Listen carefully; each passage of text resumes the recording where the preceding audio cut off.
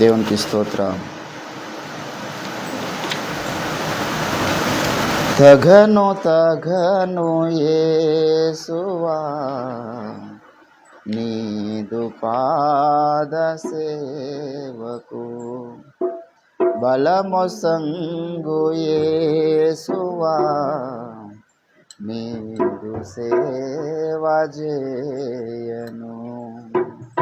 తగను యేసువా నీదు పాద సేవకు, బలమొసంగు యేసువా నీదు సేవ. ఎరిగి చెడితినయ్యా, విరిగి నలిగి పోతినయ్యా. ఎరిగి చెడితినయ్యా, విరిగి నలిగి పోతి. నేలపడిన నీటి ఓలే ధూళిలో నేనుంటినయ్యా.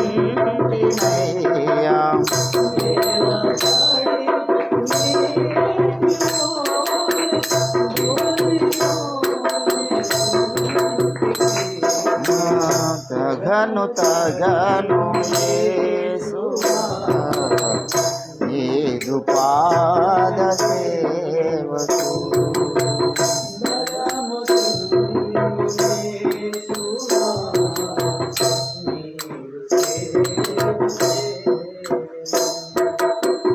నీదు కృపకు ఘటనంచు తలచిదవినంటినయ్యా.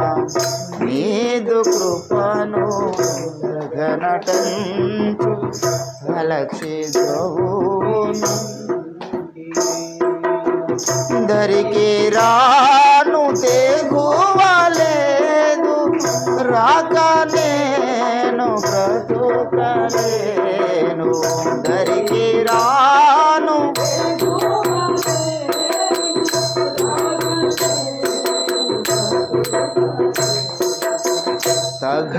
తగను యేసువా నీదు పాద సేవకు, బలము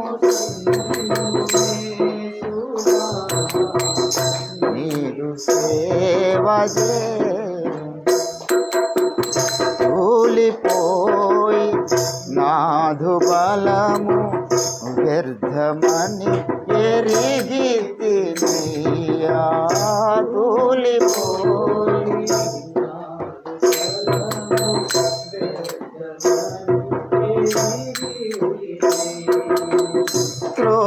త్రోసివే కరుణా తోడలే పవయ్యా.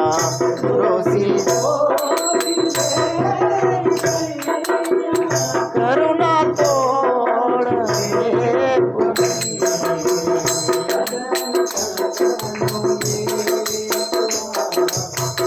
నీదు పాద సేవకు, యేసువా నీదు సేవ చేయను. తగను యేసువా నీదు పాద సేవకు.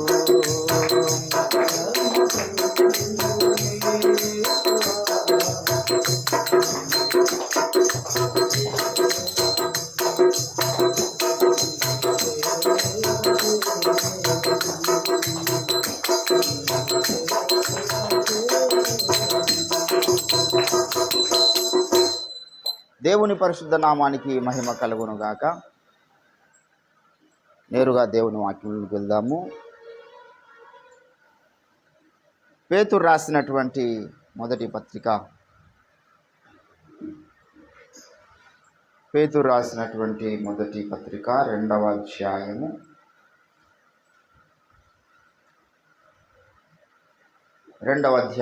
9వ వచనం నుంచి చదువుతున్నా. అయితే మీరు చీకటిలో నుండి ఆశ్చర్యకరమైన తన వెలుగులోనికి మిమ్మల్ని పిలిచిన వాని గుణాతిశయములను ప్రచురము చేయు నిమిత్తము ఏర్పరచబడిన వంశమును, రాజులైన యాజక సమూహమును, పరిశుద్ధ జనమును, దేవుని సొత్తైన ప్రజలునై ఉన్నారు. ఒకప్పుడు ప్రజగా ఉండక ఇప్పుడు దేవుని ప్రజలైతిరి. ఒకప్పుడు కనికరింపబడక ఇప్పుడు కనికరింపబడిన వారైతిరి. చదవబడిన లేఖన భాగమును దేవుడు మన వినికిడిలో పాలింపచేయును గాక. ఆమేన్, ఆమేన్. ప్రభునందు నాకు అత్యంత ప్రియులారా, చదవబడిన లేఖన పరిశుద్ధ భాగమును మనము గమనించినట్లయితే దేవుడు చెప్తున్నటువంటి మాట, ఒకప్పుడు మీరు దేవుని ప్రజలై ఉండలేదు. దేవుని ప్రజలుగా ఎందుకు లేము మనము అంటే, మన యొక్క జన్మ దేవునికి విరోధమైనటువంటి జన్మ కాబట్టి. ఒకప్పుడు మనము చీకటి మనుషులమై ఉంటే, మీరు పూర్వం ఏమై ఉంటారు అంటున్నారు, అయితే చీకటిలో నుండి అంటున్నట్టు అర్థమైంది. మనం ఒకప్పుడు చీకట్లో ఉంటుంది. అజ్ఞానం అనే చీకటి, దేవుడు లేడనే చీకటి, దేవునికి శత్రువులుగా ఉన్న పరిస్థితి మనందరిది ఉన్నది అనే విషయాన్ని మనం మర్చిపోవద్దు. దయచేసి కొలసీలకు రాసినటువంటి పత్రికలో అపోస్తలుడైనటువంటి పౌలు భక్తుడు ఈ సంగతిని అందరికీ జ్ఞాపకం చేస్తూ వస్తాడు. ఏంటండి, కొలసీలకు రాసిన పత్రిక దయచేసి 3వ అధ్యాయములో మీరు గమనించినట్లయితే, ఒకప్పుడు మీరు ఏమై ఉంటారంటే 5వ వచనంలో, కావున భూమి మీద ఉన్నటువంటి అనగా మీ అవయవములను అనగా జారత్వమును, అపవిత్రతను, కామాతురతను, విగ్రహారాధనైన ధనాపేక్షను చంపివేయుడి. ఒకప్పుడు ఇటువంటి జోన్లో మనమందరం ఉంటిమి. 9వ వచనంలో, ఒకడితో ఒకడు అబద్ధమాడుట మానుడి, ఏలైనగా ప్రాచీన స్వభావం దాని క్రియలతో కూడా మీరు పరిత్యజించి. అంటే ఒకప్పుడు మన ప్రాచీన స్వభావం ఎటువంటిదంట, మన ఇష్టానుసారంగా బ్రతికేది, మన ఇష్టానుసారంగా జీవించేది. అది ఏంటంటే దేవుడు చాలాసార్లు చెప్తాడు, మీ గతమును మర్చిపోవద్దు. దయచేసి ఎఫెసీలకు రాసిన పత్రికలో మీరు గమనించినట్లయితే 5వ అధ్యాయము, ఎఫెసీ పత్రిక 5వ అధ్యాయము 6 నుంచి చదువుదాం. వ్యర్థమైన మాటల వలన ఎవడు మిమ్మల్ని మోసపరచనీయకుడి.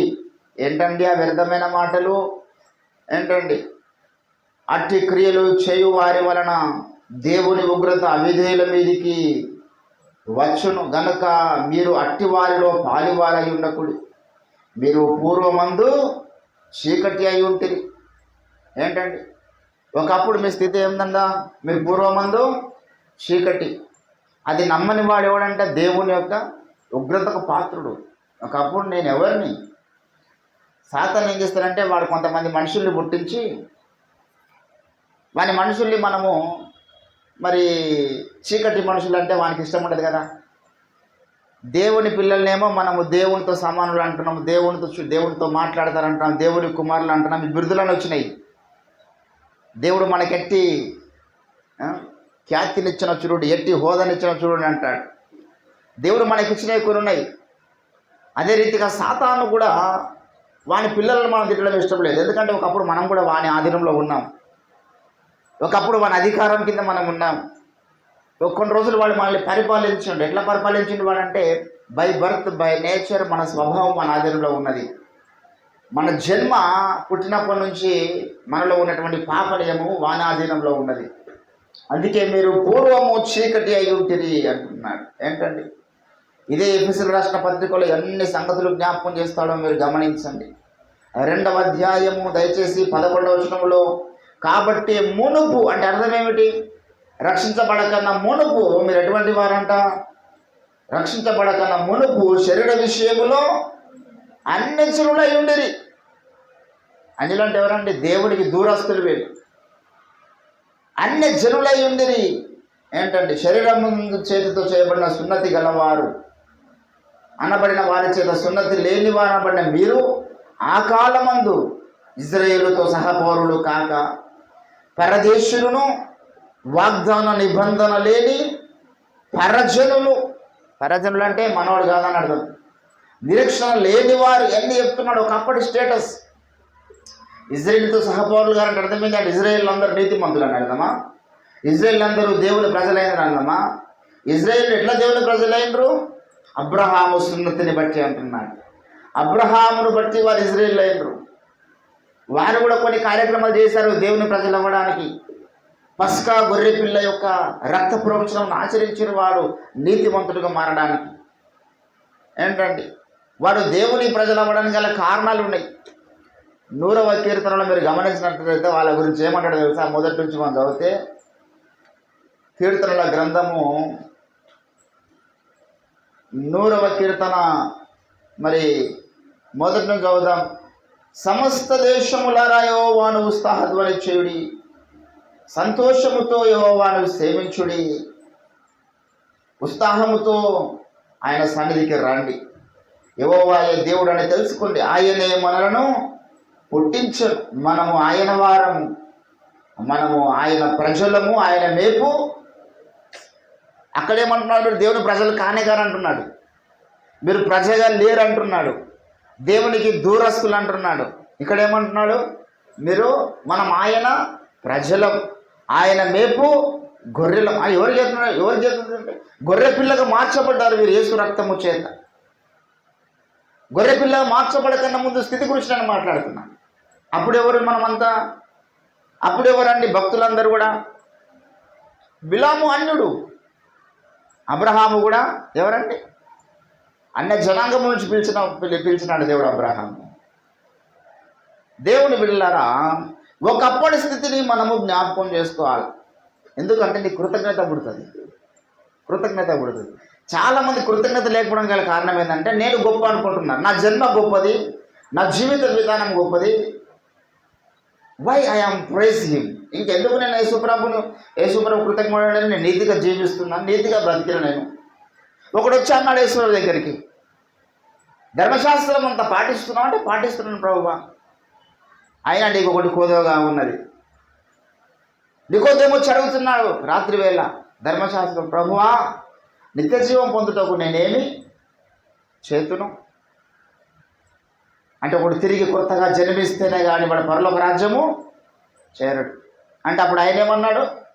నేను మరొకసారి తల్లి గర్భంలోనికి వెళ్ళి జన్మించాలనా అంటే అది కూడా కొత్త జన్మ కాదు, అది కూడా పాత జన్మ అవుతుంది. ఒకవేళ వాడు పొయ్యి వచ్చిన, ఒకవేళ పొయ్యి వచ్చే అవకాశం ఉన్నా వాడు పొయ్యి వచ్చిన తల్లి గర్భంలోనికి, అది పాత జన్మనే అవుతుంది. కొత్త జన్మ ఎట్లయితుంది? కొత్తగా జన్మించడం అంటే క్రీస్తు నందు జన్మించడం, క్రీస్తు యొక్క బీజం, వాక్య బీజానికి జన్మించడం. మరలా వాక్యానికి మన హృదయంలో చోటిచ్చినప్పుడు ఆ వాక్యం మన హృదయాన్ని మార్చి మన నూతన సృష్టిగా మారుస్తుంది. ఈ వాక్య బీజానికి మనం చోటు ఇవ్వకపోతే మన హృదయంలో మన పాత స్థితి ఏమిటి అంటే దేవునికి దూరస్తులుగా ఉన్న స్థితి. ఈరోజు ఎంతమంది లేరు లోకంలో? దేవునికి దూరస్తుల యొక్క పరిస్థితి ఎప్పుడు ఉంటుందంటే అస్తమానం వారి ఏలోక సంబంధమైన వాటి మీద దృష్టి పెడతారు, శరీర సంబంధమైన వాటి మీద దృష్టి పెడతారు. లోతు శరీరానుసారంగా చూస్తున్నాడు సిచ్యువేషన్. ఈ ప్రాంతం అంతా చాలా బాగుంది అనుకుంటున్నాడు, చాలా పచ్చగా ఉంది ఈ ప్రాంతం, ఇక్కడ చాలా హ్యాపీగానే బ్రతకొచ్చు అనుకుంటున్నాడు. కానీ అబ్రహాం మాత్రం ఆత్మ సంబంధమైన సంగతులను చూస్తున్నాడు. నయోమి శరీర సంబంధమైన సంగతులను చూస్తుంది, రూతు మాత్రం ఆత్మ సంబంధమైన సంగతులను చూస్తుంది. తప్పిపోయిన కుమారుడు కొంతకాలం శరీర సంబంధమైన సంగతుల మీద దృష్టి పెట్టినాడు. వాడు దేవుడి సహజ దూరంగా వెళ్ళిపోవడానికి కారణం అదే. వాడి ఇష్టానుసారంగా జీవిస్తాం అనుకున్నాడు. ఈరోజు నీలో నాలుగు ఈ రెండు ఉంటాయి. విచ్ ఇస్ ద చూస్ అనేది డిపెండ్ అబౌట్ యువర్ సెల్ఫ్. ఏది ఎన్నిక చేసుకుంటున్నావు? నీకు లోతులాగా పచ్చని ప్రదేశం చూసే అవకాశం ఉంది, నీకు నయోమిలాగా ఇష్టానుసారంగా వెళ్ళే అవకాశం ఉంది, నీకు తప్పిపోయిన కుమారులాగా ఈ లోక సుఖంలో ఇవ్వబడిపోయే అవకాశం ఉంది. ఈరోజు లోకంలో చాలామంది అట్లా వెళ్తున్న వాళ్ళే. యేసుప్రభుని నమ్ముకోమంటే అంటే చాలా పెద్ద రిస్క్ బై. యేసుప్రభుని నమ్ముకోవడం అంటే అంత సింపుల్ కాదు. బాప్తిజం పొందడమే సింపుల్, నమ్మి బాప్తిజం పొందడం అనేది చాలా సింపుల్. కానీ రక్షణ పొందిన తర్వాత నువ్వు నీతిగా బతకడం ఎంత కష్టం. ప్రతి ఆదివారము క్రమం తప్పకుండా ఆయన శరీరక్తాల్లో పాల్పంపులు పొందడం ఎంత కష్టం, ప్రార్థన చేయడం ఎంత కష్టం. ఏంటంటే ఆత్మ సంబంధమైన సంగతులు అందరికీ సాధ్యం కావు, శరీర సంబంధమైన సంగతులు అందరికీ సాధ్యమైతాయి. మోకరించి ప్రార్థించడం అనేది ఇది ఆత్మ సంబంధమైన కార్యం. ఇది అందరికీ సాధ్యమవుతుందా? ఎంత శక్తి కావాలి నీకు నీ శరీరం మోకరించి ప్రార్థన చేయాలంటే, వాక్యం చదవాలంటే? దినములో ఎన్నో కార్యక్రమాలు చేయడానికి మనకు టైం ఉంటుంది. ఉదయకాలం లేచిన మొదలుపెట్టి సాయంకాలం పండుకునేంత వరకు ఎన్ని పనులు చేస్తామో మనకు గుర్తుండదు. కానీ అన్ని పనులు బంద్ చేసి ఒక హాఫ్ అన్ అవర్ బైబిల్ చదవమంటే మాత్రం సమయం కుదరనేది సాధ్యం. 24 గంటల్లో కనీసం దశంభాగంలో దశంభాగం ఇచ్చిన, దశంభాగంలో దశంభాగం అంటున్నా నేను. దశంభాగం అంటే ఎంత? 24 గంటలకు దశంభాగం ఎంత? 2 గంటల 40 నిమిషాలు.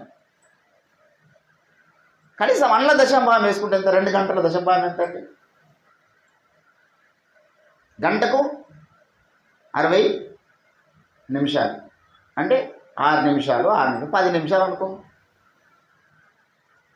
10 నిమిషాలు దేవుడికి దశంభాగంలో దశంభాగం కూడా ఇస్తలేము. దేవుడు మెచ్చుకోడు. మనం అనుకుంటాం చాలాసార్లు ఆ దేవుడి కొరకు ఎంతో చేస్తున్నా, ఇది చేస్తున్నా.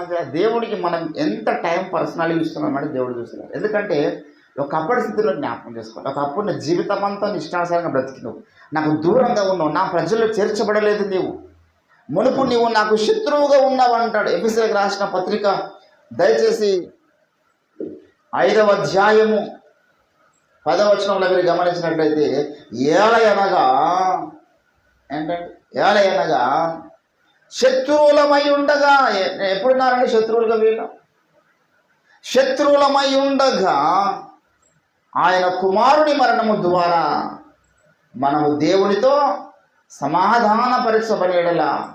సమాధానపరచబడిన వారమై ఆయన జీవించడం చేత మరి నిశ్చయముగా జీవిస్తాము. దేవుని బిడ్డలారా, శత్రువులమంట దేవునికి. శత్రువులం పోయి ఇప్పుడు మిత్రులం అయిపోయినాం, దేవుని స్నేహితులం అయిపోయినాం. ఏంటంటే లోకంలో మనకున్న స్నేహితులకు మనం టైం ఇస్తాం, ఇయ్యమా? మన స్నేహితుడు అంటే వాళ్ళతో టైం గడుపున స్నేహితుడు అవుతాడా? ఏంటండి, నాకు ఒక్కోసారి సరస్ పాస్టర్ గారు ఫోన్ చేస్తే 2 గంటలు మాట్లాడుతుంది. నేను రాత్రి ఆయన మాట్లాడుతున్నాడు 12 అయిపోయింది. నేను అట్లనే లోడస్వీర్ పెట్టుకొని అనుకుంటున్నా. ఆయన అట్లనే చెప్తున్నా. నేను నిద్రలోకి పోయినా. నేను నిద్రపోయిన తర్వాత కూడా ఇంకా చెప్తానే ఉన్నాడు ఆయన స్టోరీ ఏదో. చాలాసేపటి తర్వాత పాస్టర్ గారు అంటలేదా చెప్పేసి ఈమె లేచి చూస్తే నేను నిద్రపోయినప్పుడు మళ్ళీ ఫోన్ తీసుకొని అన్న పండుకుండా అని చెప్తే ఇప్పటిదాకా చెప్పిందంతా గాలి కలుచుకుని. కొన్నిసార్లు స్నేహం ఎట్లుంటుందంటే చాలా సంగతులు మనం షేర్ చేసుకుంటాం, మాట్లాడుకుంటాం.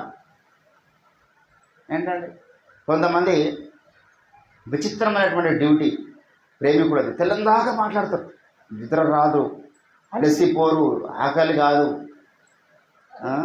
కేవలం ఆ ఫోన్లో ఛార్జింగ్ అయిపోతుంది అంతే. ఎంత ఎనర్జీ ఉంటుందంటే వాళ్ళకి తెల్లందాకా. తెల్లార్లు ఏమన్ని మరమాలు మాట్లాడతారో, ఏమి ఉద్ధరిస్తారో నాకు అర్థం కాదు. అందుకని మేము మాట్లాడుకోనికి ఏం సంగతులు ఉంటాయో అర్థం కాదు. దేవుని బిడ్డలారా, మరి ఈ లోకంలో ఒక చెత్త 6 నెలలు పెళ్ళి అయిన తర్వాత మనకు ఆ ప్రేమ ఉండదు. డీప్ లవర్స్ అయిన వాళ్ళు 6 నెలలకి విడిపోయే చరిత్ర నేను చెప్తుంది చరిత్ర. తెలంగాణ సర్వే ప్రకారము చాలా గాఢంగా ప్రేమించుకున్నటువంటి ప్రేమికులే 6 నెలలకి విడిపోయారంట. ఇంకా 5 6 వారాలు 2 వారాలు 3 వారాలు లవ్ స్టార్ట్ అయ్యి పెళ్లి చేసుకున్న చాలా బాగున్నారంట.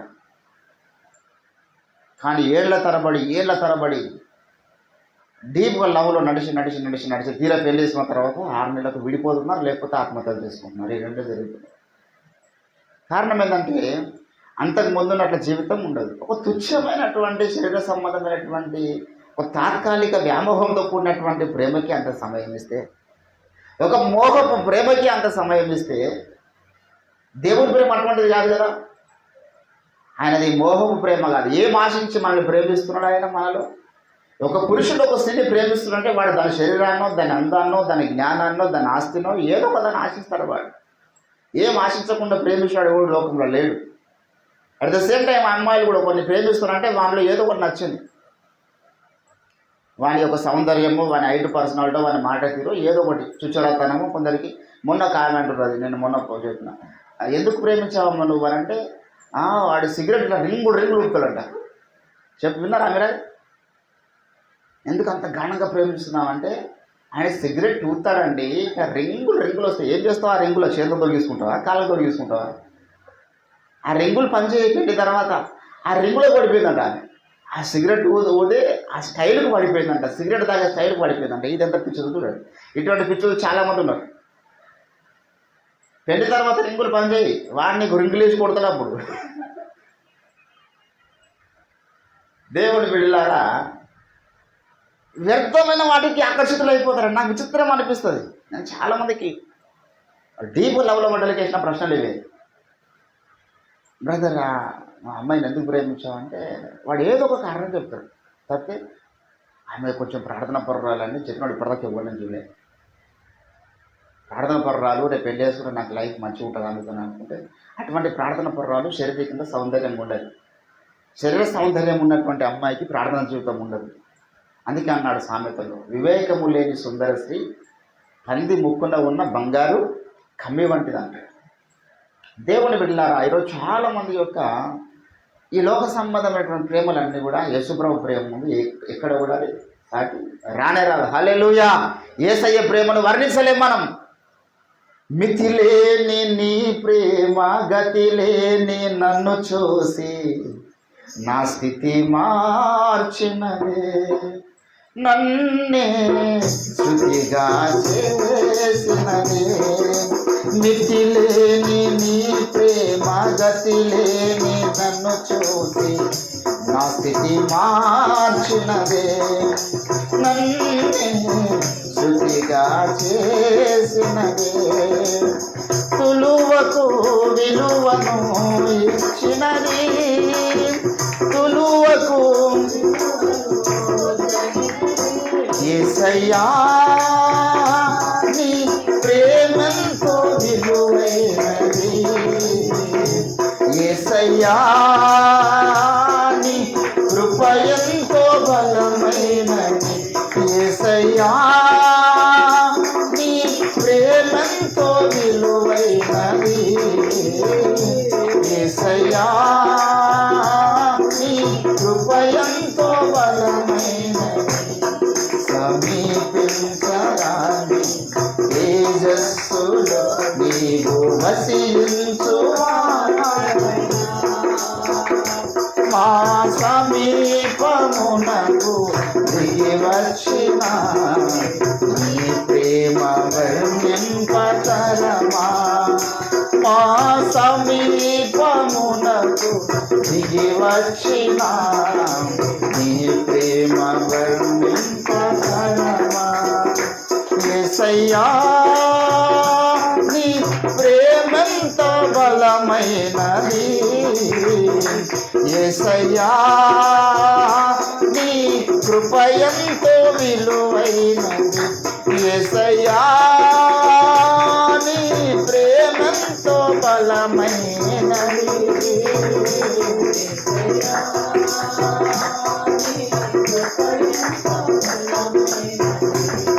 సమీపించరా తేజస్సులో నీవు వసించువాడవైన.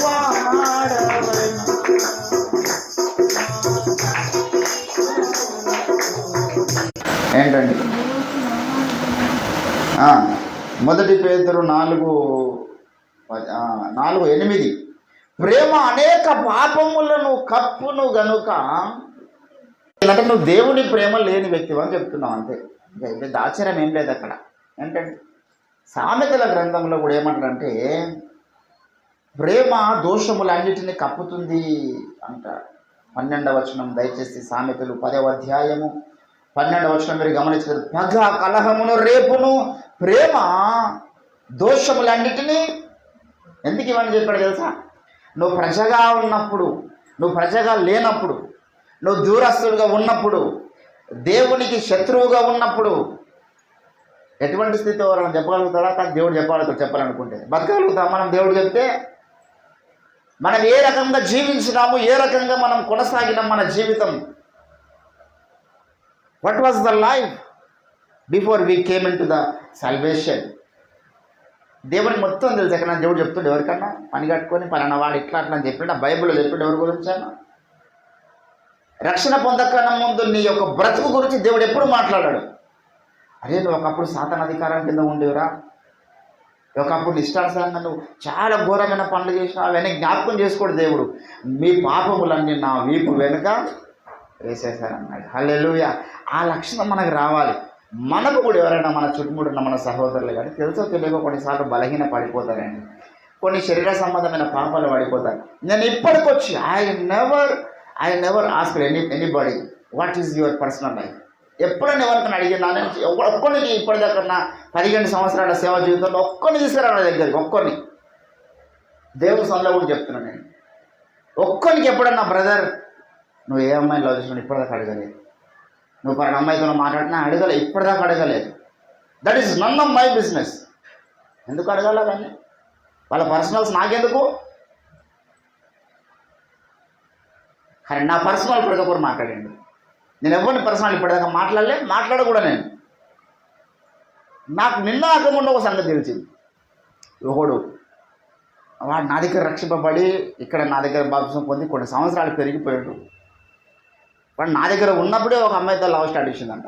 ఇంచుమించు ఇప్పుడు 8 సంవత్సరాలు అయినా, 2014 గురించి అంటే అన్ని 24 కదా, 2014లో వాడు నాతో సహవాసంలో ఉండేవాడు. అప్పుడే స్టార్ట్ చేసిందంట వాడు. నా మొన్న తెలిసింది ఆ సంగతి. ఎవరు వేరే వాళ్ళు చెప్పంగా తెలిసింది. నేను ఎప్పుడు అని అడగలే, బాబు నీ బ్రతికేంది, నీ పర్సనల్ లైఫ్ ఏంది, ఎవరిని ప్రేమిస్తున్నావు, ఎక్కడ ఉంటున్నావు, ఏం చేస్తున్నావు, నాకు అది మ్యాటర్ కాదు. నువ్వు దేవునిలో ఎలాగున్నావు అనేది మ్యాటర్ నాకు. ఒకవేళ వాళ్ళ రకంగా రహస్య పాపంలో కొనసాగితే, ఒకవేళ ఆ రీతిగా వాడు ఏదన్నా ఇల్లీగల్ కాంటాక్ట్స్ పెట్టుకుంటే దానికి వాడే జవాబుదారి, నేను కాదు. వాడు చేసిన తప్పుకు దేవుడు నా అభిషేకాన్ని చేస్తాడా? వాడు చేసిన తప్పుడు దేవుడు నన్ను శిక్షిస్తాడా? కానీ ఎప్పుడు నేను అడగలే, ఎవరికి అడగలే. నేను ఎవరికి నాకు ఏమన్నా తెలిసినప్పుడు అడగనే. నాకు తెలిసినప్పుడు నేను దాని గురించి వాడు చెప్తే మాట్లాడతా. వాడు వచ్చి నా దగ్గర ఇంట్లోకి పరిస్థితి అంటే దానికి సొల్యూషన్ చెప్తాను.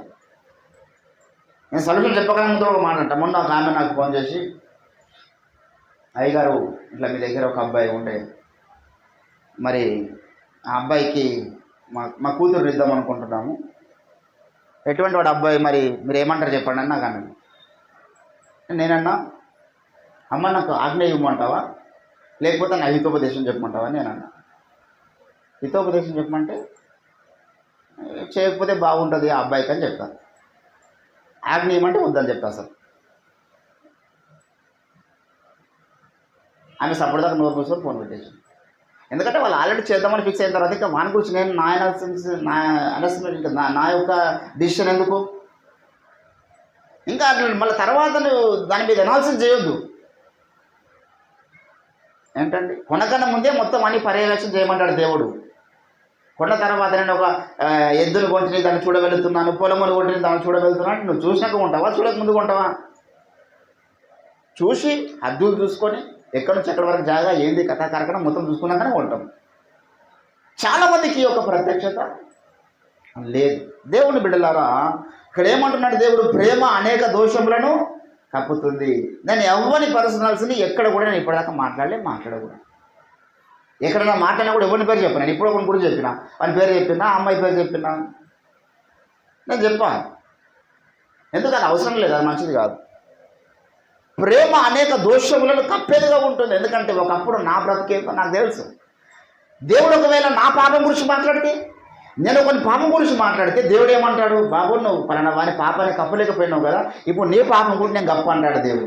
యాకోబు రాసినటువంటి పత్రిక చాలా రిస్కులో పడతాం మనం ఆ రీతిగా మాట్లాడడం వల్ల. గుర్తుపెట్టుకోవాలి, ఎవరి పర్సనల్స్ గురించి మనం ఎంక్వైరీ చేయొద్దు, ఎవరి పర్సనల్స్ గురించి మనం మాట్లాడద్దు. బికాస్ మన పర్సనల్స్ ఒకప్పుడు దేవుడి దృష్టిలో ఒకప్పుడు మనం ఘోరమైనటువంటి పాపులం, దూరస్తులం, అన్యులం, దేవుడు లేడని స్థితిలో ఉన్న వాళ్ళం, జన్మతః పాపులం మనం. ఏంటంటే నువ్వు మాట్లాడితే దేవుడు నీ గతమును మాట్లాడాల్సి వస్తుంది. యాకోబు రాసిన పత్రిక 2వ అధ్యాయము దయచేసి 12-14 వచనాల్లో మీరు గమనించినట్లయితే 13వ వచనం చూడండి ఒకసారి. కనికరము చూపని వాడు, కనికరము లేని ఎంత పెద్ద రిస్క్ గమనించండి. ఎక్కడంటే ఇది రేపు దేవుని న్యాయపీఠం దగ్గరికి పోయిన తర్వాత తీర్పు దినా నిలబడ్డప్పుడు నువ్వు కనికరం లేని తీర్పు పొందాలన్నా కనికరంతో కూడుకున్న తీర్పు పొందాలని దేవుడు చూస్తాడు. వీని బతుకుని చూస్తాడు. వీనికి ఇచ్చిన ఆయుష్ కాలం 60 సంవత్సరములు 70 సంవత్సరాలు ఇచ్చాను కదా, ఈ 60-70 సంవత్సరాల జీవితంలో వీడు ఎవరికైనా కనికరం చూపించండా? లేకపోతే ఒక వ్యక్తి తప్పుల గురించి జీవితకాలం అంతా మాట్లాడిందా? చూస్తాడు దేవుడు. ఈరోజు మన గురువు గారి గురించి మాట్లాడుతున్న ప్రతి వాడు అదే రిస్క్లో పడబోతున్నాడు. వాళ్ళకి అదే లైఫ్ టైం ఛాలెంజింగ్ అయిపోయింది, అదే స్వార్థ అయిపోయింది. మాట్లాడండి, పెద్ద నష్టము ఒరిగేది ఏం లేదు. ఎంతంత వీళ్ళు నెగిటివ్గా మాట్లాడితే అంతంత ప్రవక్త దేవుడు లేపుతున్నాడు. గొప్ప గొప్ప మీటింగ్స్ జరుగుతున్నాయి. ఎక్కడ ఎవరు చెక్కు చెదరరు కూడా.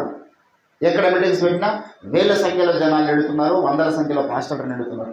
ఎక్కడ మీటింగ్స్ పెట్టినా ఇంత బురద తల్లి ఇన్ని ఇవి అవి ఎలిగేషన్లు వేసినాం. కానీ ఎక్కడ అయ్యగారు వారి గురించి మాట్లాడడు కూడా. లాభం ఏంటి? అసలు వాడు మాట్లాడితే తాకుతానికి లేదు, వాడిని బతకాలి. వాడిని పోకుండా పేరు ఎత్తాలంటే కూడా వాడికి చెడ్డడు అని చెప్పని కూడా వాడికి కొంత స్థాయి ఉండాలి. ఎవరి పేరు పడితే వాని పేరు రొట్టెలు ఎత్తితే లాభం లేదు. వాడిని మనం ఒట్టి హైప్ ఇచ్చిన వాళ్ళం అవుతాం. ఎందుకు మన పేరు ఎత్తాలో? వాడు ఏదో మూలలో ఉన్నాడు. అందుకే మన జీవితంలో కూడా ఒకటి గుర్తుపెట్టుకోవాలి, నేను ఒకప్పుడు దేవునికి దూరస్తుడను కదా, ఒకప్పుడు నేను దేవునికి శత్రువును కదా, ఒకప్పుడు నేను దేవుని ప్రజలుగా లేను కదా. అంటే దేవుని ప్రజగా లేని నన్ను, దేవునికి శత్రువుడు ఉన్న నన్ను ఎప్పుడైనా నువ్వు దేవునికి శత్రువు అయినావు? నీ జన్మనే దేవునికి శత్రువు అయింది. నీ పుట్టుక ద్వారా నువ్వు దేవునికి శత్రువు. ప్రకృతిలో కొన్ని జాతి వైరాలు ఉన్నాయి. ఏంటంటే పిల్లి కుక్కకు పడరాదు, పాముకు ముంగిసకు పడరాదు. పిల్లిని చూడగానే కుక్క ఎంట పడుతుంది. ఎప్పుడైనా మీరు గమనించారా? చూస్తే ఎంట పడుతుంది. ఎప్పుడైనా పిల్లి కుక్క రెండు ఆడుకోవడానికి చూసిరా? ఆడుకో. ఎందుకు ఎంట పడుతుందో మనకు తెలియదు. ఏమన్నా ఆస్తి పంపకాలు ఉన్నాయా? భార్యాభర్తల గొడవలు ఉన్నాయా? ఏమున్నాయి వాడికి ఎంట? వాడికి జాతి వైరం. చూడగానే దాన్ని పాముకు ముంగిస కూడా అంతే జాతి వైరం. అదే రీతిగా దేవునికి మనిషికి జాతి వైరం ఉన్నది ఒకటే. బై బర్త్ మనం దేవునికి శత్రువులం. ఒకప్పుడు మీరు దేవునికి శత్రువులై ఉంటారు. ఏమంత ఘోరమైన తప్పులు శత్రువులమైన మనం అంటే ఒక మనుష్యుడు చేసినటువంటి తప్పు ద్వారా మనందరం శత్రువులమైన. ఒక మనుషుని ద్వారా మరణము లోకంలోనికి వచ్చింది. ఏంటండి? 15వ అధ్యాయము, కొరింథీయులకు రాసినటువంటి మొదటి పత్రిక 15వ అధ్యాయము 25వ వచనం. ఎందుకనగా తన శత్రువులందరినీ తన పాదముల క్రింద ఉంచు వరకు ఆయన చేయుచుండవలెను. ఎవరంట? కడపట నశింప చేయబడు శత్రువు. ఎవడండి వీడు శత్రువు? చెప్పండి. వీడు ఎట్లా శత్రువు అండి దేవునికి? కడపట నశింప చేయు శత్రువు ఎవరు? మరణం. ఎట్లా వచ్చింది మరణము? ఆదాము ద్వారా మనకు వచ్చింది. ఇప్పుడు మరణము దేవునికి శత్రువు అంట. అంటే మరణం ఎక్కడ ఉంది చెప్పండి? మనిషిలో ఉంది మరణం. రక్తం ఎక్కడ ఉందో అక్కడ వాడిని చంపడానికి చూస్తుంది. దేవదూతలకు మరణం ఉందా? దేవదూతలకు మరణం లేదు, దేవునికి మరణం లేదు. రేపు మనం ఈ లోకాన్ని విడిచిపెట్టిన తర్వాత కూడా నిత్యం యుగయుగాల మరణం లేకుండా జీవిస్తాను. దేవుడు నమ్మని వారికి కూడా తర్వాత మరణం లేదు. శరీరాన్ని వదిలిపెట్టిన తర్వాత వాళ్ళు కూడా యుగయుగాలు అగ్ని గంధకముల కుండంలో కాలుతూ ఉంటారు. యుగయుగాలు కాలుతూనే ఉంటారు. వేదన ఉంటుంది, బాధ ఉంటుంది. ఏడుపు పండ్లు కొరుకుతుందంటే వానికి వేదన బాధ లేదు, ఏడుపు పండ్లు కొరుకుతుందా? ఆత్మ సంబంధం నా దేహానికి కూడా మనస్సు ఉంది. సిచ్యువేషన్స్ అన్నీ అర్థమవుతాయి. కాలుతుంటే తెలుస్తుంటుంది. మనసు కూడా తెలుస్తుందండి. అక్కడ కూడా శరీరం ఉంది. నరకములో నీకు కాలుతూ ఉంటుంది కానీ అది బూడిది కాదు. అటువంటి దేహం బూడిది కాదు. చచ్చిపోతే బాగుండి అనుకుంటాడు కానీ మరణం రాదు అన్నాడు. మరణమే వారిని చూసి పారిపోతుంది. దేవుని బిడ్డలారా, ఇక్కడ ఏమంటాడు? కడపట నశింపజేయు శత్రువు మరణము. ఏంటండి? ఒక మనుషుని ద్వారా ఏమొచ్చిందంట?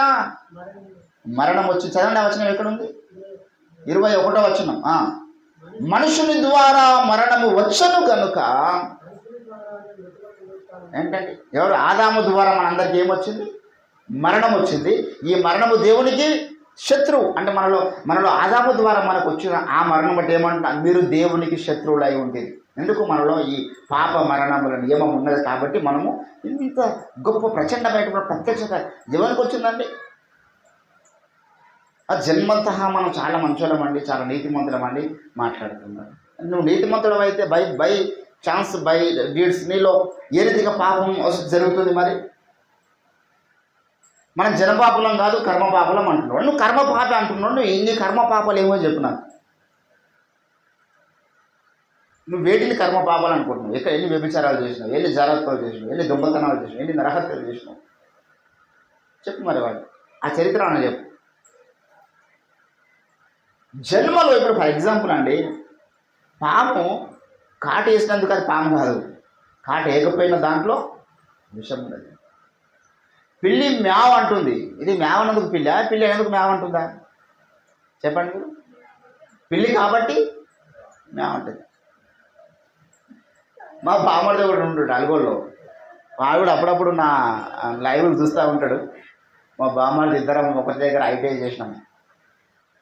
నరసింహ అని మా బామ్మడితో కూడా ఉండాము ఊళ్ళో అల్గోళ్ళ. ఒకరోజు మా దగ్గర మాట్లాడుతూ ఉంటే ఆ పక్కకు ఒక మేక ఈనిందనమాట.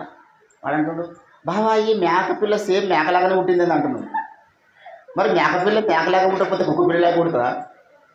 ఈ మేక సేమ్ మేకలాగానే అంటుంది. అంటే ఆదామును ఒక మనుషుడు, ఆయన చేసినప్పుడు దేవుడు చాలా దేవుని పోలికలో చేసిండు, దేవుని స్వరూపంలో చేసిండు. ఆదాము దేవునితో చాలా స్నేహితుడు. ఆయన దేవుడు ఇట్లా పక్కకు కూర్చొని మాట్లాడితే కూడా అంత ప్రభావం భరించగలిగినాడు ఆదాము దేవుడు.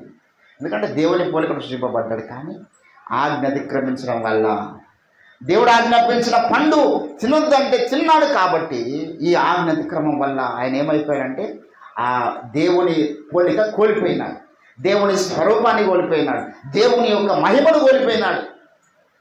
దేవునికి ఇష్టం లేదు. ఏంటంటే ఇప్పుడు దేవుడు ఎవడన్నా మాట వినకపోతే మన అభిషేకిస్తాడా? అభిషేకము దేవుని మాట వినేవారికి ఇస్తాడు దేవుడు. ఇక్కడ ఆదాము ఎప్పుడైతే ఆజ్ఞ అతిక్రమించిండో అక్కడి నుంచి ప్రారంభించబడ్డది మానవ జాతి చరిత్ర. ఇక పుట్టినటువంటి కుమారుడు కయ్యను, వాడి చీకటి సంబంధం అయిపోయినాడు, అపాధి సంబంధం అయిపోయినాడు. ద్వేషము, కలహము, మస్త్రము, ఈ లక్షణాలు వచ్చినాయి ఆదాము వలె ఒక జన్మ వాళ్ళ కన్న కుమారునికి. అందులో కొంత మంచిగా బ్రతికినా, ఒకవేళ ఏబేలు నీతిమంతుడైతే రక్తం పట్టుకొని దేవుని దగ్గరికి ఎందుకు వచ్చిందండి? ఏబేలులో ఏ క్రియాపాపం ఉందని రక్తం పట్టుకొని వచ్చింది దేవుని దగ్గరికి? అక్కడ అర్థం కావాలి. ఏబేలులో ఏ క్రియాపాపం లేదు, ఎందుకంటే అప్పుడు మనుషులు లేరు, మొహపుచ్చుకోవడానికి లోకంలో ఆడరు లేరు, చంపడానికి ఎవరు లేరు, ద్వేషము, కలహం ఏం లేవు. ఎవరు ఇద్దరే. మొదట భూమి మీద దేవుడు మనిషిని చేసినప్పుడు ఆదాము వాళ్ళు ఇద్దరు ఉన్నారు, వారికి పుట్టినటువంటి ఇద్దరు కుమారులు ఉన్నారు. అందులో ఒకడేమో కక్షలతో నింపబడ్డాడు, ద్వేషంతో నింపబడ్డాడు, అస్వేచ్ఛతో నింపబడ్డాడు కయ్యను. వాని క్రియలు చెడ్డవన్నాడు. అంటే ఏబేలి క్రియలు మంచివే కదా. ఏబేలి క్రియలు మంచి అయినప్పుడు, నీతిమంతుడిగా ఆయన జీవించినప్పుడు ఇంకా రక్తం పట్టుకునేందుకు వచ్చింది దేవుని దగ్గరికి? ఏ కారణాలు బట్టి రక్తం పట్టుకుని వచ్చిండు? ఏ పాపం తనలో ఉన్నదని రక్తం పట్టుకుని వచ్చిండు? అంటే తనకు జన్మ ద్వారా వచ్చినటువంటి పాపాన్ని బట్టి రక్తం పట్టుకుని వచ్చాడు. రండ్ర బాబు కూర్చొని జన్మబాబు మీద పబ్లిక్ డిబేట్ చేద్దామంటే రారు. సోషల్ మీడియాలో కామెంట్లు రాస్తూ ఉంటాం. మన జన్మ ఒకప్పుడు మంచిది కాదు. ఇప్పుడు క్రీస్తు అను ఒకని పుణ్యదాన బలి యాగం వల్ల, ఒకని పుణ్య కార్యం వల్ల మన చరిత్ర మారిపోయింది. అప్పుడు నీకేమైతే కృతజ్ఞత పడుతుంది దేవుని మీద. అబ్బా, ఒకప్పుడు నేను ఇంత దుర్గంధంతో ఉన్న నన్ను, దేవునికి శత్రువుగా ఉన్న నన్ను దేవునికి మిత్రుడు చేసింది యేసు రక్తం, దేవునితో సహవాసం గల వారిని చేసింది యేసు రక్తం. పరలోక రాజ్యానికి యేసు ప్రభు మీద నీకు అంత కృతజ్ఞత పడుతుందన్నమాట. ఇంకా నేను బ్రతుకుతా యేసు కొరకే బ్రతకాలి, ఇంకెవరికి బ్రతుకుతాను. నీ గతము నీవు మంచిదైతే నీకు అంత తీవ్రత యేసు ప్రభు కొరకు బ్రతకడానికి ఉండదు. నీ గతం మంచిది కాదు, నువ్వు యేసు ప్రభు దగ్గరికి రానంత వరకు నీ బ్రతుకు మంచిది కాదు. ఈరోజు నేను బ్రతుకుతున్న బ్రతుకు కూడా దేవుడు నాకు బ్రతికిస్తున్నాడు కాబట్టి నేను బ్రతుకుతున్నాను. అప్పుడు నీకు దేవుని మీద కృతజ్ఞత ఉంటుంది, దేవుని కొరకు బ్రతకాలని ఆశ నీకు ఉంటుంది. దేవుని బిడ్డలారా, ఈరోజు చాలామందికి ఈ యొక్క రియలైజేషన్ రావడం లేదు. యేసు ప్రభు అంటే మన యొక్క జన్మ, మన స్థితిని మార్చిన వాడు. హల్లెలూయా. నీ స్థితిని మార్చేస్తున్నాడు. ఒకప్పుడు మన పాట ఏంది చెప్పండి? ఒకప్పుడు మన పాట ఏంది? పాపులలో ప్రధానుడను. ఒకప్పుడు నేను ఎవరో భక్తులు మంచి పాట రాశాడు. పందివాలే, ఎక్కడ బొలిరా పందిలాగానే అడుగుదాం ఆయనకి ఏమంటారు. ఏం మోరిలో బొలిరా నువ్వు? ఆ పందితో పోల్చుకున్నావు. పందివాలే పొర్లిన నన్ను, కుక్కవాలే తిరిగిన నన్ను, పందివాలే పొర్లిన నన్ను కుక్కవాలే తిరిగిన ప్రేమతో చేర్చుకొంటివి ప్రభువా నీకే స్తోత్రం. ఇప్పుడు కృతజ్ఞత వచ్చింది. పందిలాగా తిరిగిన నన్ను కుక్కలాగా పోలిన నన్ను ఎట్లా మార్చండి? ఇప్పుడైనా గొర్రె పిల్లగా మార్చేశాడు ఆయన. హల్లెలూయా. గొర్రె పిల్ల పవిత్రమైన జంతువు.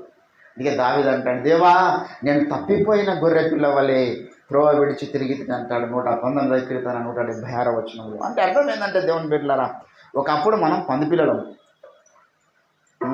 అంటే మనము పంది పిల్లలం అంటే పందిలాగా మనము హిందూ ఫిలాసఫీలో ఎవరికైనా పంది అంటే కూడా వాడు బాధపడదు. ఎందుకంటే దశావతారంలో ఒకటి కూర్మ అవతారం, దశావతారంలో ఒకటి వరావతారం. వరావతారం అంటే పంది అవతారం. దేవుడు పంది అవతారం ఎత్తాలని వాళ్ళు నమ్మారు ఏంటంటే. కాబట్టి పంది అంటే కూడా పెద్ద బాధపడదు. ఈరోజు నేను మన స్థితి ఎటువంటి అంట. ఒకప్పుడు మీరు పూర్వము పందులై ఉంటారు అనలేదు, తప్పిపోయి కుక్క తన వాటికి తిరిగినట్టు అన్న దేవుని బిడ్డలారా. కాబట్టి ఈరోజు నా స్థితి ఒకప్పటికి మంచిది కదా, మనం అది నమ్మాలి. ఎవరి లోకంలో ఎన్ని చెప్పినా యేసు ప్రభు చేసిన పుణ్యకార్యం మీద మనకు తీవ్రత పెరుగుతుంది. ఇప్పుడు నేను ఉన్నానండి, నేను దేవుని కొరకు అన్నీ వదిలిపెట్టి వచ్చిన కారణం ఏది చెప్పండి? నాకు అక్కడ ఇల్లు లేదా, చేసుకోవడానికి పని లేదా, బ్రతకడానికి బ్రతుకు లేదా? అప్పటికే నేను 2009లోనే ఉద్యోగం చేస్తున్నాను. ఇప్పుడు పర్మనెంట్, అది గవర్నమెంట్ జాబ్ అయింది, అది తెలుసా. ఇప్పుడు ఒక గవర్నమెంట్ ఎంప్లాయీగా ఉంటుండే. ఇప్పుడు వాడు నేను పెట్టించిన మా స్నేహితుడు చేస్తున్నాడు నా ప్లేస్లో. నలుగురికి పని నేర్పించి నలుగురికి గవర్నమెంట్ జాబ్ వచ్చింది. కానీ ఒక్క రోజు నాకు ₹1 దశభాగం వెళ్ళిపోయాడు. అది పెద్ద ప్రాబ్లం. నలుగురికి గవర్నమెంట్ జాబ్ వచ్చింది నా పుణ్యమని. ఒకడు వచ్చింది స్నేహితుడు, వాడు మహేంద్ర కంపెనీలో అప్రోషిప్ చేసేవాడు. చాలా కష్టంగా ఉందిరా పని, అలా చేయలేకపోతున్నా, కానీ సబ్ స్టేషన్లా చూడు జాబ్ అంటే, నేనే వెళ్ళిపోతున్నారా బాబు, నేను పాలిటెక్నిక్ చేద్దామని చూస్తున్నా, ఈ ప్లేస్లో నువ్వు ఉండని చెప్పేసి నాకు అవతల వేరే వాళ్ళు ఆ జాబ్ గురించి 50,000 ఇస్తున్నారు. అప్పుడు 2009లో 50,000 ఇస్తామంటే వద్దు, మా స్నేహితులు ఒకటి చేసుకుంటానని చెప్పేసి వానికి నేను కాంట్రాక్టర్తో మాట్లాడి ఒట్టిగా పెట్టించిన ఫ్రీగా. ఈరోజు స్టేట్ గవర్నమెంట్ జాబ్, అది నెలకు 30,000 జీతం. ఇంకొన్ని 9 కాల ధన్ను అనేవాడు, వానికి మొత్తం వర్క్ అంతా నేర్పించిన. వాడు ఒక్కోసారి ఫోన్ చేసి బాగున్నావా అన్నాను కూడా అన్నాడు. అని మొత్తం వర్క్ నేర్పించిన, వైరింగ్ నేర్పించిన, సబ్ స్టేషన్లో ఫీడర్ వర్క్ నేర్పించిన, కెపాసిటీ బ్యాంక్ వర్క్ నేర్పించిన, అన్ని వర్కులు నేర్పించిన. వాడు ఇప్పటికీ నాకు ఒకసారి పడక అనిపిస్తుంది. ఇంకోటికి ఆయనకి షాబుద్రికి నేర్పించిన, కుతుబుద్రికి నేర్పించిన. అటు రాజరెడ్డి అని ఒకటి ఉండే మెటల్ కుంటాడు, వానికి నేర్పించిన. వాడు నరేష్ అని ఉంటాడు, వానికి ఈ వర్క్ బిల్డింగ్ చేయడం కానీ, ఫోల్స్ కాంట్రాక్ట్ చేయడం కానీ, నా వెనకాల తిరిగి వానికి కొంత వర్క్ నేర్పించి, ఇట్లా బిల్డింగ్ కొట్టాడరా బాబా అని సిస్టంలో వర్క్. అప్పుడే 2009 వాడి రోజు 1000 సంపాదిస్తున్నాడు. మొన్న పోతే గుర్తుపట్టలేదు, నాకన్నా డబల్ అయిపోయాడు. నాకన్నా చిన్నోడు, చాలా చిన్నోడు, నాకన్నా డబల్ అయిపోయాడు. అంటే మనుషులకు కృతజ్ఞత ఉండదు. అంటే దినములలో అపాయకరమైన కాలంలో ఒకటి ఏంటంటే కృతజ్ఞత లేని వారు ఉంటారు. మనుషులు మనకు ఎవరు కృతజ్ఞుడై ఉన్నా లేకపోయినా డజంట్ కేర్ అండి. నేను చాలా మంచి ప్రయోజకులను చేసిన, ప్రార్థన పరులను చేసిన, సేవా భారం, సువార్త భారం, విశ్వాసం పెంచిన, దేవుని కొరకు ఎట్లా బ్రతకాలను అన్నీ మనం చేసినాం. ఎవడు మన కృతజ్ఞుడై ఉన్నాడో లేదంటే మ్యాటర్ కాదు. నేను దేవునికి ఎంత కృతజ్ఞుడై ఉన్నా. ఒకప్పుడు నా స్థితి చాలా దారుణమైంది కదా, యేసయ్య నన్ను కాపాడు, కొన్నిసార్లు ప్రాణాపాయ స్థితి నుంచి నన్ను కాపాడినాడు. నరకానికి వెళ్ళవలసిన నన్ను తన రక్తము చేత విమోచించి పరలోక రాజపురం చేసి బ్రతుకుతే ఇచ్చిన కొరకు బ్రతకాలిగా. అది కృతజ్ఞత అంటే. నరకానికి వెళ్ళవలసిన నిన్ను నీ అమ్మ కాపాడది, నీ నాన్న కాపాడరు, నీ బంధువులు కాపాడరు. ఎవరి వల్ల అవుతుందని నరకానికి వెళుతున్నా నేను కాపాడడానికి? వాళ్ళేమన్నా నీకు రక్తం చిందించగలుగుతారా? నీతిమంతులా? పరిశుద్ధంగా జీవించారా? ఎవరు మనల్ని కాపాడగలుగుతారు? ఎవరు కాపాడలేరు మనల్ని. ఎందుకు? వారి మీద కృతజ్ఞత ఉండాలి. చాలామందికి అమ్మ నాన్న మీద ఉన్న ప్రేమ దేవుని మీద ఉండదు. చాలామందికి భర్త మీద ఉన్న ప్రేమ అత్తమామ మీద ఉండదు. విచిత్రం అది. భర్తను భయంకరంగా ప్రేమిస్తారు. మరి భర్తను నీకు రావడానికి ఆ తల్లి కారణమైంది కదా. అత్త మామలే కారణమే కదా. వారి కన్నీ పెంచి పెద్ద చేయకపోతే ఇంత చక్కటి భర్త నీకు దొరుకుతుందేనా? కొందరికి భార్య మీద గౌరవం ఉండదు, ఆ భార్య వాళ్ళ అత్త మామ మీద గౌరవం ఉండదు. వాళ్ళ పేరు విచిత్రం అనిపిస్తుంది. అత్త మామతో మాట్లాడుతున్నదికి వాడు మొన్న కొట్టి పంపించిండు ఆ గొడవని డిగ్రీ చేసింది. ఇంటికి వాళ్ళ అమ్మకు ఫోన్ చేసి మాట్లాడదంటే వాడు పెద్దలు పెట్టిండాడు. పెళ్లి చేసుకున్నాక ఆ అమ్మకు మాట్లాడదా? వాళ్ళ అమ్మను నువ్వు కూడా ఆమె ఎంత ప్రేమిస్తూ కూడా అంత ప్రేమించాలి. విచిత్రమైనటువంటి లోకంలో మనుషులు కృతజ్ఞత లేదు ఎవరికి. దేవుని బిడ్డలారా, నాకు మా అమ్మ నాకు ఎంత ఇష్టమో మా అత్తమ్మ కూడా అంతే ఇష్టం. నాకు మా భార్య ఎంత ఇష్టమో మా మరదలు కూడా అంతే ఇష్టం అన్న నేను. ఎందుకంటే అట్లంటే మన ప్రాబ్లమ్స్ అవుతాయి. మా మామ లేడు పాపం, ఉంటే మా మామ నేనే చేసుకొని పెట్టుకుంటాడు, నా దగ్గరనే ఉంటుండే. ఆయన చనిపోయాడు పాపం, చిన్న ఉన్నప్పుడే యాక్సిడెంట్ ఉంది. చాలామందికి పెద్దలను గౌరవించాలి, ప్రేమతో ఉండాలి అనేటటువంటిది తెలియదు. నేను ఎప్పుడు కూడా మరి అక్క ఫోన్ చేసి మాట్లాడుతుంటే వాళ్ళ చెల్లెలతో నేను అమ్ముతాను, కానీ ఎప్పుడు నేను అసలు పట్టించుకోను. నేను మా ఇంటి వాళ్ళతో మాట్లాడినా కూడా ఆమె పట్టించుకోదు, ఏమన్నా మాట్లాడుకోను అనుకుంటుంది. కొంతమందికి ఇంట్లో ఫోన్ చేసి మాట్లాడితే ఏం మాట్లాడు ఇదే టెన్షన్ ఉంటుంది ఆడలో.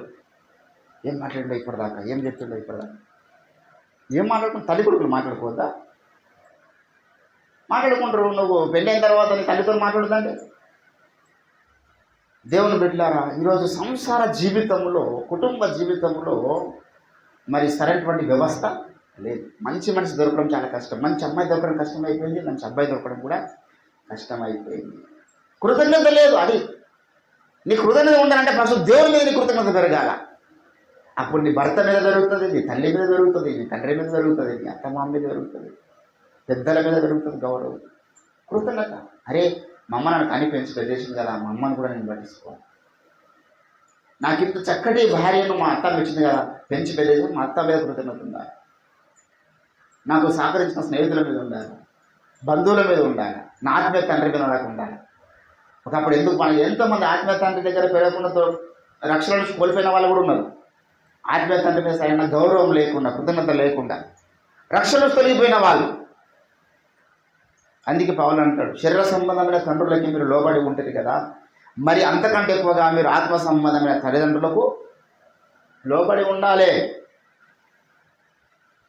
కొన్నిసార్లు శరీర సంబంధమైన తల్లిదండ్రులు పెళ్లి చేసుకోమంటారు, ఒకటి ఆత్మ సంబంధమైన తల్లిదండ్రులు వద్దంటారు. అవి ఎవరు మాటినాలి? శారీరకంగా రక్తం మతుకు పుట్టిన తల్లిదండ్రి మాటినాలనా, ఆత్మ సంబంధమైన తల్లిదండ్రి మాటినాలనా? మా అమ్మాయి నాకు ఎన్ని సంబంధాలు తెచ్చిందో, ఎప్పుడు ఇంటికి పోయినా అక్కడ పిల్లున్నది పెట్టా జామ పండులా ఉన్నది అంటుండే. నేను ఆ జామ పండు చూడకుంటే, ఆ యాపిల్ పండు చూడకుంటే పోతుంటే మా అమ్మాయి ఆలోచిస్తుంటే సపరేట్. ఎందుకంటే నేను పెళ్ళి చేసుకోవద్దని తీర్మానంతో ఉన్నాను. ఎప్పుడు పోయినా మా అమ్మ ఒక సంబంధం గురించి మాట్లాడేది నాతో పెళ్లి కాగానే ఉంది. కానీ ఓపెరాయ్ గారు చెప్తుండే, ఈ అమ్మాయిని చేసుకో బాబు అన్నాడు. ఇక మా అమ్మకు కూడా చెప్పలే, ఆమె కూడా తెలుసు ఆ విషయం. మా అమ్మకు కూడా చెప్పలే, నేను పెళ్లి ఫిక్స్ అయిపోయింది ఇక్కడ. ఎందుకు?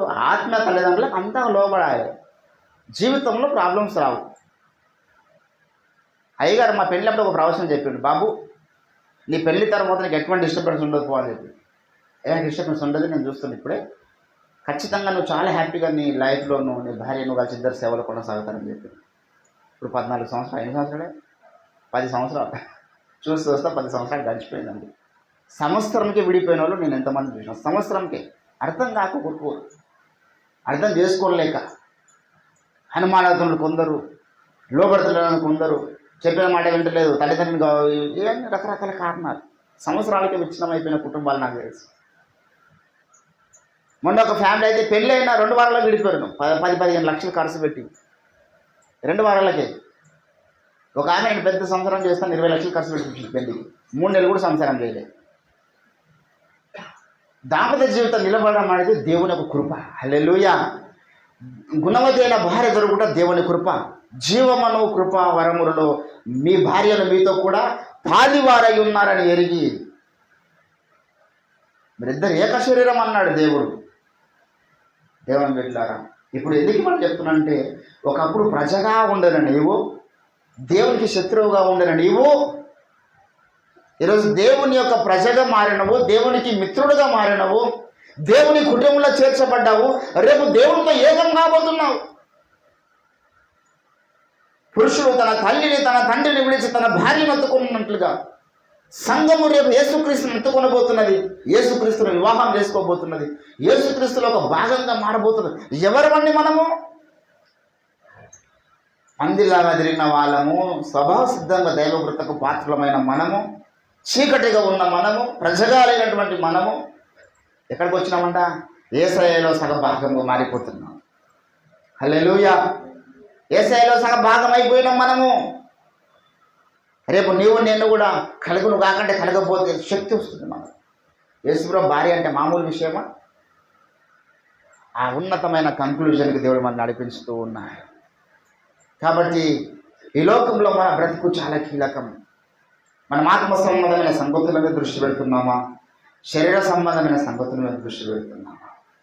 రక్షించబడిన నీవు, మారు మనసు పొందిన నీవు మరలా దాస్యమును కాడి కిందకి వెళ్ళొద్దు అంటాడు. మరలా పాప వాంఛన వైపు తిరగొద్దు, మరలా శరీర వాంఛన వైపు తిరగొద్దు. నీ లైఫ్ స్టైల్ అంతా కూడా దేవుడు కనబడాలి. ప్రతి స్థితిలో, ప్రతి కదలికలో దేవుడు కనబడాలి. నీలో నీ ప్రతి మాటలో దేవుడు కనబడాలా, ప్రతి క్రియలో దేవుడు కనబడాలా. మొన్న దినాన మొన్న నేను రవి పాస్టర్ గారికి ట్యాబ్లెట్లు తెచ్చిన, సిస్టర్కి ట్యాబ్లెట్లు తెచ్చిన.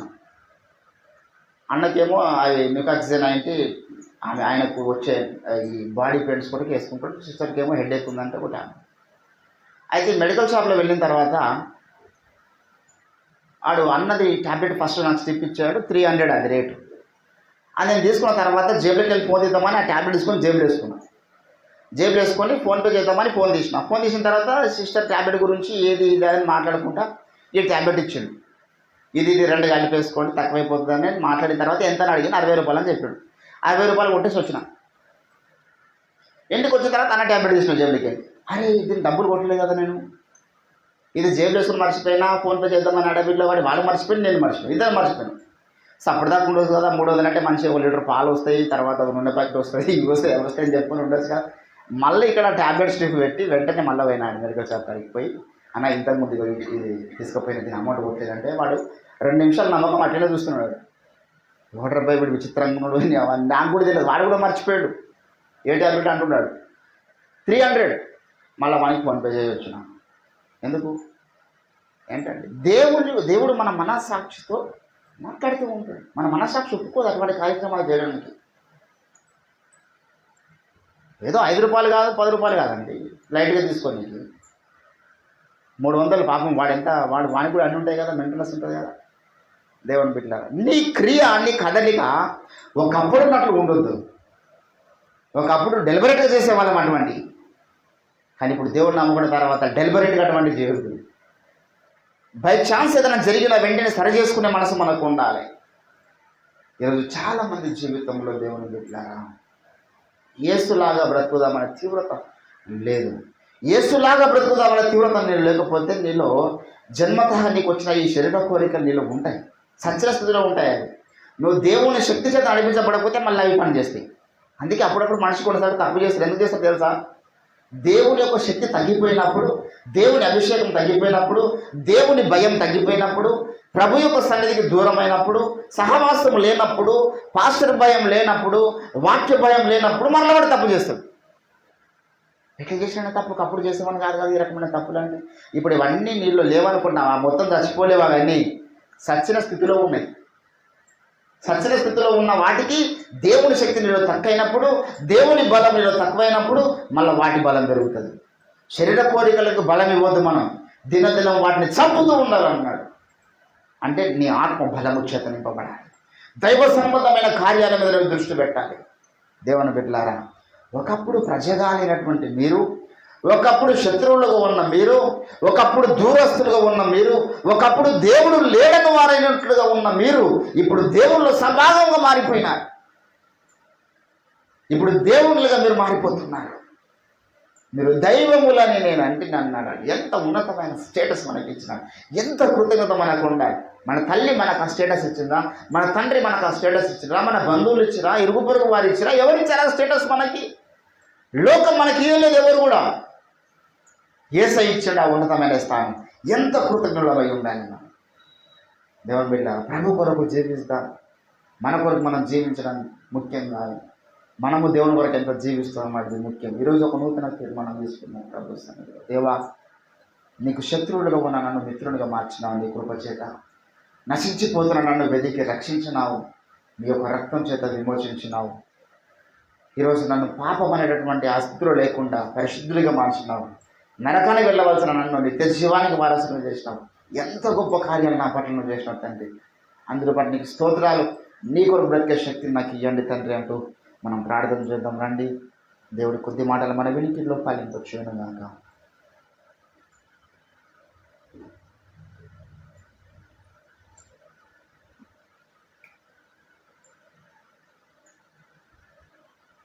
స్తోత్రం. హల్లెలూయా, హల్లెలూయా, హల్లెలూయా, హల్లెలూయా, హల్లెలూయా, హల్లెలూయా.